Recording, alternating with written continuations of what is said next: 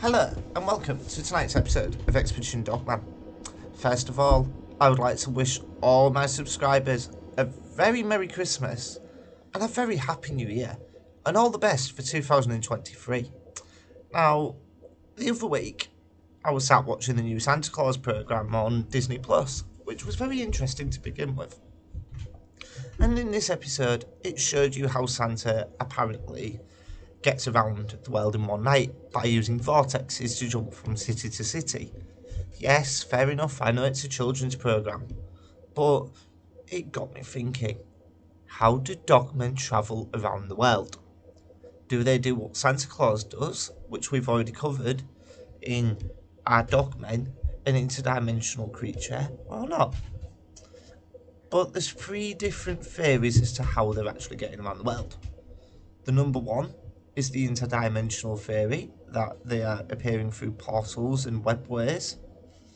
I don't know if I believe this one as such, but I was talking to a fellow researcher here in the UK called Johnny Elliott, and he mentioned how orbs are seen before the dogman appear.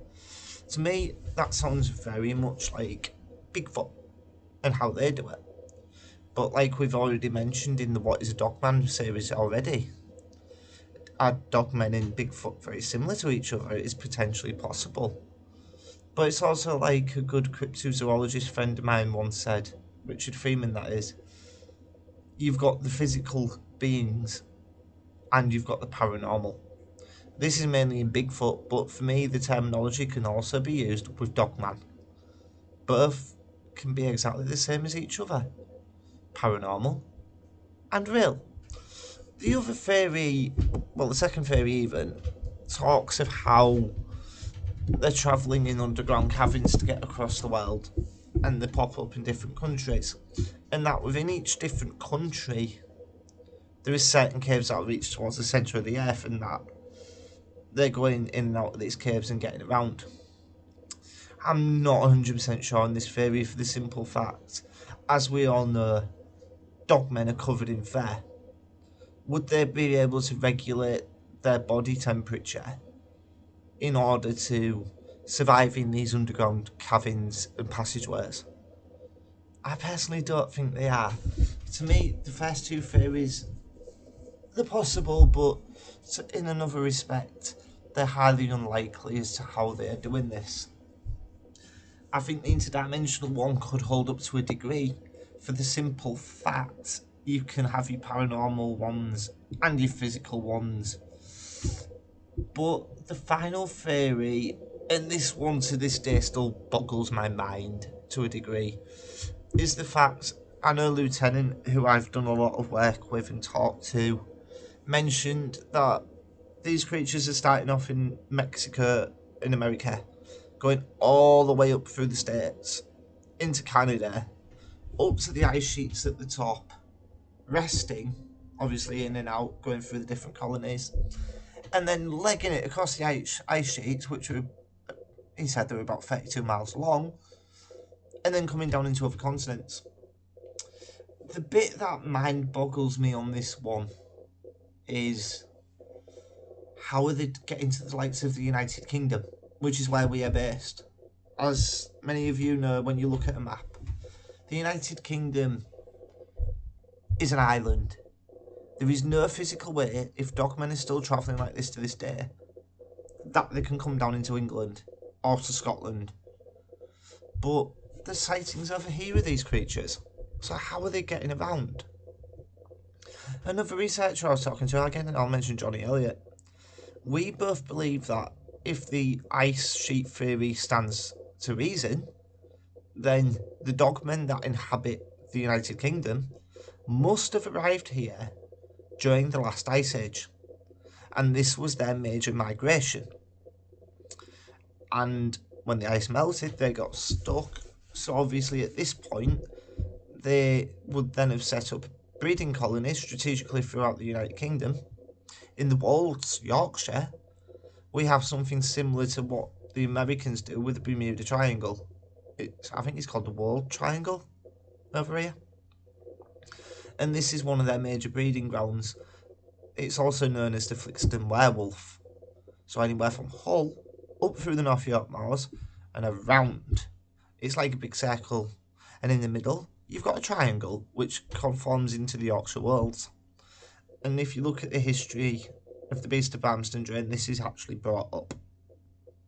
So it's all fascinating stuff, but I do believe, as we all know, my personal beliefs on the dogman is they are flesh and blood creatures, but they are way more advanced than we are.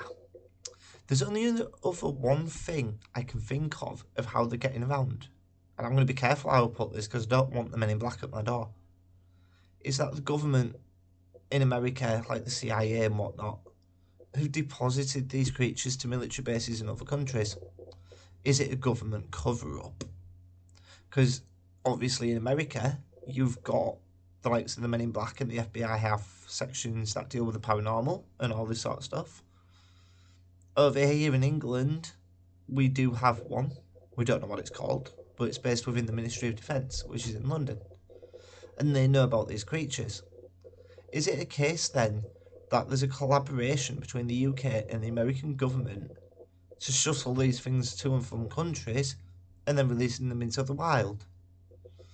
That's the only other thing that makes sense, but I thought I'd mention this one at Christmas. As you all sat there thinking, well, Santa's making his rounds tonight, what else is out there that is making their rounds and travelling up and down the continents? It's a spooky one, and my personal belief is yes, potentially we could have interdimensional dogmen, but at the same time, there is dogmen living in every country on this planet, and I do believe to a degree the ice sheet theory holds up, but we can't prove it because nobody's brave enough to go to Antarctica.